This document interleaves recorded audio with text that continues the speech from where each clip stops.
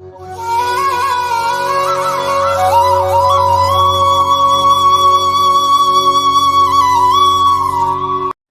பக்தர்களுக்கு என் அன்பு வணக்கங்கள். ஓம் சாய்ராம். என் அன்பு குழந்தையே, உன் வாழ்வில் நீதான் எத்தனை தடைகளை தாண்டி விட்டாய், எத்தனை எத்தனை துன்பங்களை கடந்து வந்துள்ளாய். சொல்லில் அடங்கா இன்னல்களையும் தடங்கல்களையும் கண்டு வந்துள்ளாய். அத்தனையும் எதிர்த்து போராடிய நீ இன்று நீ ஏன் சோர்ந்து விட்டாய்?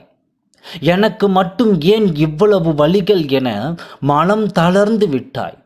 அப்படித்தானே அடிமேல் அடியாக உள்ளதே இவ்வாழ்க்கை என்று புலம்புகிறாய் அல்லவா? ஏன் எனக்கு மட்டும் இப்படி, மற்ற எல்லோரும் சுகமாய் இருக்கிறார்களே என யோசிக்கிறாய்.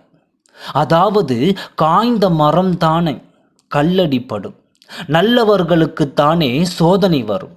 அப்படி என்றால் நல்லவராய் இருந்தால் கல்லடி படுமா என கேட்கிறாய். சரி, இதையும் கேள். காய்ந்த மரம் பழுத்த பழங்களை சுமந்து நிற்கும். அப்பொழுது கல் எறிந்து பழங்களை உதிர வைப்பவர் கல்லடி படும் பொழுது வலிக்கும் தான். ஆனால் பழங்கள் கீழே விழுந்தால் மரத்தின் சுமை வெகுவாக குறையும் அல்லவா? இது தானே தாற்பயம். இன்று நல்லவனாக இருப்பதால், அதாவது காய்ந்த மரமாக இருப்பதால் உன் முன்ஜென்ம பாவங்களான பழுத்த பழங்கள் கல்லடி என்னும் சோதனைகளால் உதிர்க்கப்படுகின்றன.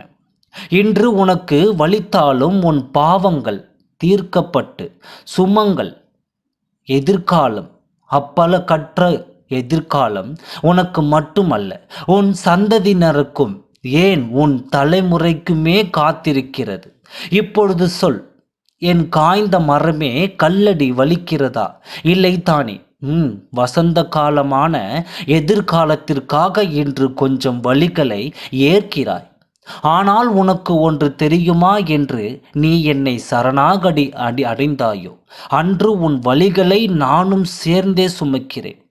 அதனால் உன் சுமைகளை முழுவதுமாக என் மேல் இறக்கி வைத்துவிட்டு ஆனந்த எதிர்காலத்திற்காக பொறுமையாக காத்திரு.